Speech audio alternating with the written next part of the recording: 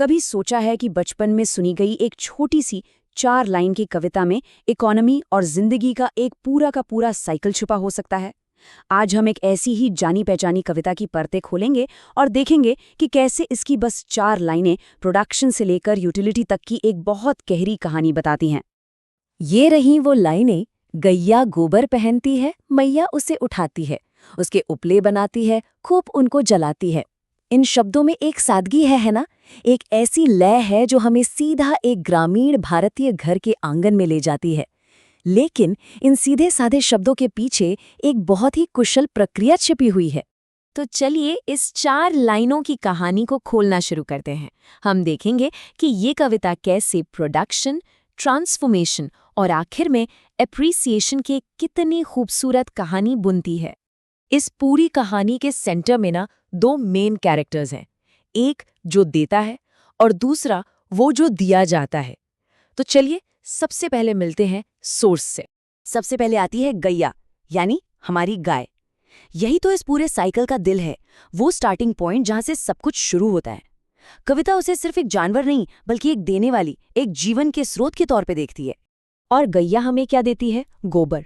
अब देखिए, पहली नज़र में ये वेस्ट लग सकता है, लेकिन इस कहानी में ये सोना है। ये वो रॉ मटेरियल है जिसे एक हुनरमंद हाथ एक कीमती चीज में बदलने वाला है। ये आत्मनिर्भरता का बेस है। तो ठीक है, हमारे पास सोर्स भी है और रॉ मटेरियल भी, पर सवाल ये है कि इस कच्चे माल को यूजफुल कौन बनाएगा? यहीं पर कहानी में दूसरे सबसे जरूरी कैरेक्टर की एंट्री होती है, और वो है मैया, यानी माँ।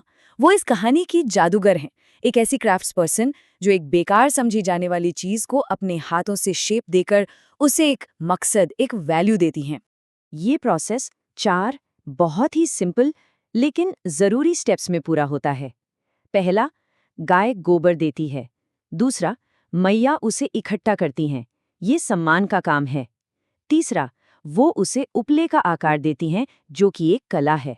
और आखिर में उन उपलों को जलाया जाता है, जो पूरे समुदाय को गर्मी और ऊर्जा देते हैं। ये नेचर और इंसान के बीच का एक परफेक्ट बैलेंस दिखाता है। और इस पूरी मेहनत का नतीजा क्या है? उपले, गोबर के कंडे। ये मैया के हुनर का जीता जागता सबूत है। एक साधारण सी चीज से बनाया गया एक ऐसा प्रोडक्ट जो घर को गर्म रखता है और खाना पकाता है। लेकिन रुकिए, ये कहानी सिर्फ एक प्रोसेस की नहीं है। इसके दिल में तो एक गहरा इमोशनल कनेक्शन है, और ये कनेक्शन हमें कविता की सबसे फेमस लाइनों में मिलता है। गैया, मेरी गैया। जरा इन शब्दों की गहराई को महसूस कीजिए। ये सिर्फ एक गाय नहीं है, ये मेरी गाय है।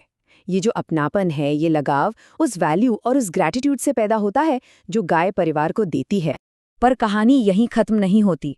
कविता एक कदम और आगे जाती है और मेरी से हमारी में बदल जाती है। ये एक इतना सुंदर शिफ्ट है। ये दिखाता है कि गाय की इम्पोर्टेंस सिर्फ एक परिवार तक नहीं बल्कि ये पूरे समुदाय के लिए है। उसका कंट्रीब्यूशन पर्सनल से कलेक्टिव हो जाता है।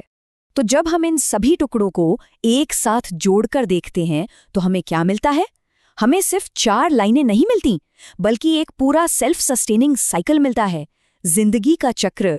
तो ये साइकिल चलता कैसे है? देखिए, गाय एक रिसोर्स देती है, इंसान उसे वैल्यूएबल बनाता है, वो वैल्यू समुदाय की सेवा करती है, और वो सेवा वापस सोर्स के लिए प्यार और सम्मान पैदा करती है।